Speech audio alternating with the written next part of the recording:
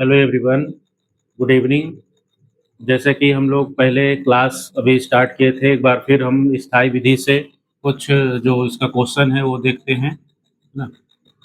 स्थायी विधि से जिसमें आपको ह्रास की गणना के लिए बताया गया था। इसके साथ ही अब हम जो स्थायी विधि जो फिक्स्ड इंस्टॉलमेंट मेथड्स है या इसमें आप जो बराबर विधि है ऐसा बोल सकते हैं। तो स्थायी विधि के अंतर्गत हम इसमें आज एक क्वेश्चन इसको देखते हैं। सपोज दैट एक मान सकते हैं कि 1 अप्रैल 2022 को खाते स्टार्ट होते हैं या वित्तीय वर्ष स्टार्ट होता है और ये 31 मार्च 2023 तक यानी वन ईयर ये कंप्लीट होता है। ठीक है, तो ये मान के चलते हैं कि किसी भी व्यवसाय में जो संपत्ति का क्रय है या फर्नीचर का क्रय या बिल्डिंग का क्रय, ऐसे मान सकते हैं कि उस व्यवसाय में किसी संपत्ति का जो क्रय है वो 20,000 है और इसमें से जो रेट ऑफ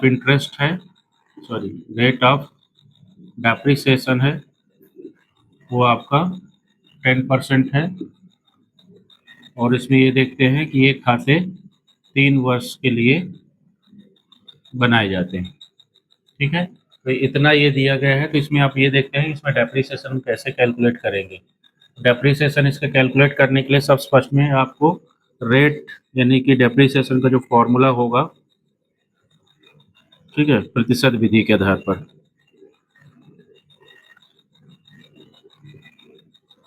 परसेंटेज मेथड्स के आधार पर उसमें आपको डायरेक्ट डेप्रिसिएशन का फॉर्मूला लगाना है। Depreciation equal to value of assets into rate divide by 100। यहाँ पर देख सकते हैं कि जो संपत्ति का मूल्य है वो 20,000 है और रेट ऑफ डेप्रिसिएशन वो 10% है। यहाँ पर इसका आपका जो डेप्रिसिएशन आएगा वो 2,000 आएगा। ठीक है, ये 2,000 आपका फर्स्ट ईयर का डेप्रिसिएशन है। अब इसको आप कैसे कैलकुलेट करेंगे, इसको हम खाते फॉर्मेट में यानी खाते में कैसे इंक्लूड करेंगे। तो 2,000 हम यहाँ देख लिए, संपत्ति का मूल्य कितना है, यहाँ पर 20,000 है। ना ही यहाँ पर कोई स्थापना वैल्यू है, स्टेप वैल्यू है और ना ही स्क्रैप वैल्यू है, ये भी आपको समझना है क्योंकि वो होता है तो उसका अलग कॉन्सेप्ट होता है। ठीक है, एक सिंपल है कि हम डेप्रिसिएशन कैसे निकालते हैं। क्लियर हुआ? तो यहाँ पर हम डेप्रिसिएशन निकाले तो 2,000 है ना, 10% की रेट से। अब इसको हम फॉर्मेट में कैसे लिखेंगे या हम इसको फॉर्मेट कैसे बोल सकते हैं। ठीक है, यहाँ पर एक सिंपल सा फॉर्मेट है, जैसे यहाँ पर आप डेट लिखेंगे। क्लियर? इसके बाद एक कॉलम आप बनाएंगे किसका, पार्टिकुलर का। दूसरा कॉलम आप बनाएंगे किसका, अमाउंट का।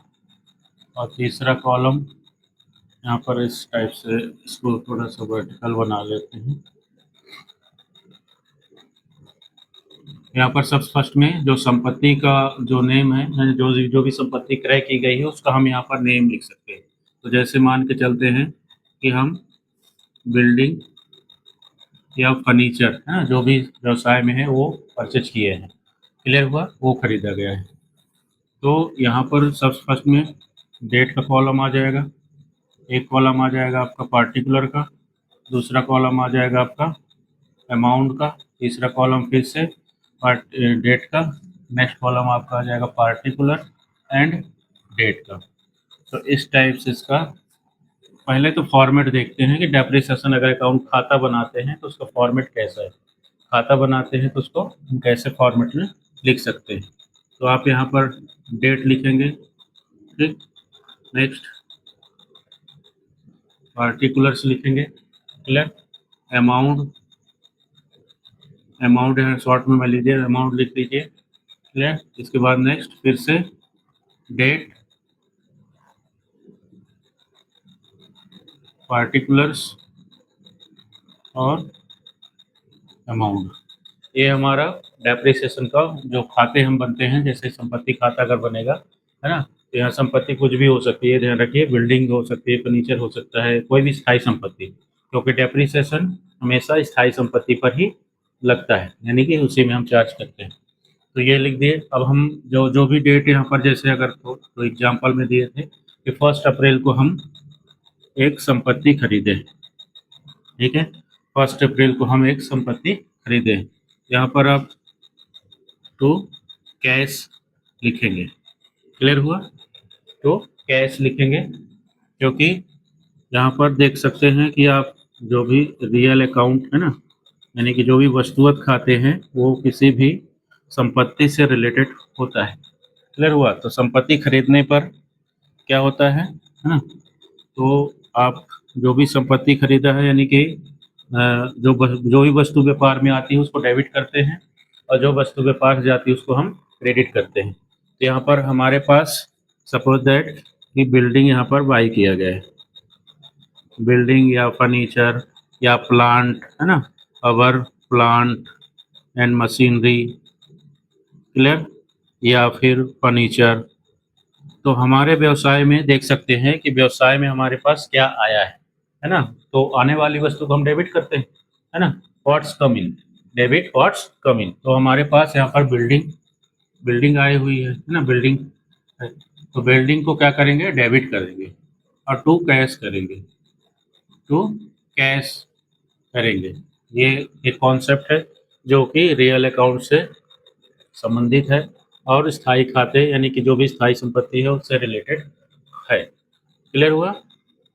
इसके बाद इसमें जब डेप्रिसिएशन चार्ज होता है, क्लियर, तो डेप्रिसिएशन जब चार्ज होता है स्थायी संपत्ति में, तो डेप्रिसिएशन अकाउंट डेबिट, यहाँ पर ऐसे आप इसको एंट्री के रूप में भी लिख सकते हैं, टू संपत्ति यानी कि टू एसेट्स, ऐसे लिखेंगे। तो जो संपत्ति का नाम है उसका एक संपत्ति का नाम यहाँ पर लिख दीजिए। तो संपत्ति खाता है ना, तो संपत्ति खाता ये देख रहे हैं यहाँ पर बिल्डिंग, और अपोजिट क्या है डेबिट में, डेप्रिसिएशन। तो यहाँ पर आप अभी तो पहले ये अमाउंट लिख दीजिए कि 20,000 रुपये का संपत्ति खरीदा था, यानी एक एग्जाम्पल है, 2 लाख कर सकते हैं, छोटा सा एग्जाम्पल सपोज दैट, है ना।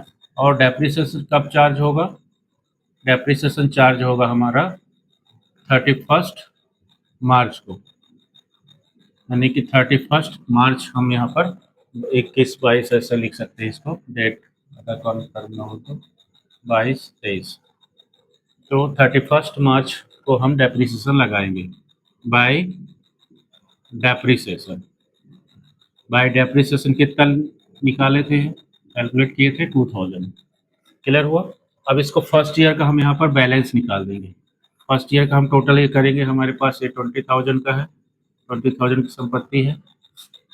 इसके बाद यहाँ पर दोनों को जो ज़्यादा है उस वैल्यू को लिखेंगे, तो दोनों ही डेबिट एंड क्रेडिट का, है ना, यहाँ पर डेबिट लिख सकते हो और क्रेडिट लिख सकते हो। तो ये आपका डेप्रिसिएशन हो गया, और 31 मार्च को हम देखते हैं कि हमारे पास कितना एक्चुअल में एक साल में डेप्रिसिएशन माइनस करके कितना बैलेंस आया, है ना। तो ये बैलेंस आपका बैलेंस सीडी, क्लियर, कितना आ जाएगा 18,000, यानी कि जिस संपत्ति की जिस संपत्ति का वैल्यू 20,000 था, उस संपत्ति का एक साल यानी कि 12 माह बाद या 31 क्लोजिंग डेट पे 18,000 ही रह गया। इसके बाद इसी टाइप से इसको लेस कंटिन्यू करते हैं, यानी कि ये 2023 फर्स्ट अप्रैल को टू बैलेंस बीडी कितना है 18,000 रुपये, 18,000 रुपये, क्लियर हुआ।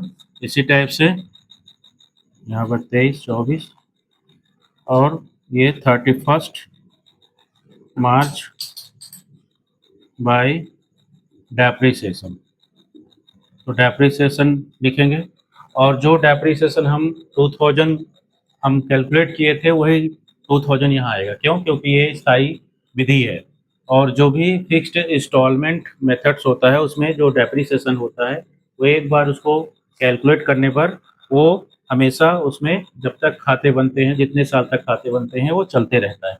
क्लियर हुआ? तो यहाँ पर आप देख सकते हैं फिर से यहाँ पर 2000 लिख दिए। इसके बाद इसका फिर से बैलेंस कर देंगे, ठीक, बाई बैलेंस सी डी लिखना, सी डी है ना, कितना? तो ये बैलेंस आप निकालेंगे कैसे? टोटल करेंगे दोनों साइड का 18,000, ये भी 18,000, और इसमें 2000 फिर से माइनस कर दोगे तो आ जाएगा 16,000। ये कंटिन्यू चलते रहेगा जब तक कि जो संपत्ति का मूल्य है वो जीरो ना हो जाए। तो यहीं तक इसको हम रखते हैं क्योंकि ये समझाने के लिए था कि खाते कैसे बनाते हैं। खाते बनाने के लिए प्रॉपर फॉर्मेट होता है, उस फॉर्मेट के आधार पर हम यहाँ पर खाते को कंप्लीट करते हैं। तो फॉर्मेट में date, particular, amount, date, particular और अमाउंट। इसके बाद कैसे हम इसको ट्रीट करते हैं, है ना, अकाउंट फॉर्म में कैसे ट्रीट करते हैं। तो आपको बताया कि पहले आपको ये क्लियर होना चाहिए कि खाते कौन से जो खाते हैं, है ना, वो पहले कौन सा है आइडेंटिफाई करना चाहिए कि वो नॉमिनल अकाउंट है, रियल अकाउंट है, ठीक है, क्योंकि यहाँ पर पर्सनल अकाउंट है। तो आप ये ध्यान रखें कि ये दोनों खाते जो रियल और नॉमिनल है वो तो आएगा ही नहीं, क्योंकि हम पहले ही बात कर चुके हैं कि डेप्रिसिएशन हमेशा स्थायी संपत्ति पर ही चार्ज होता है। क्लियर हुआ?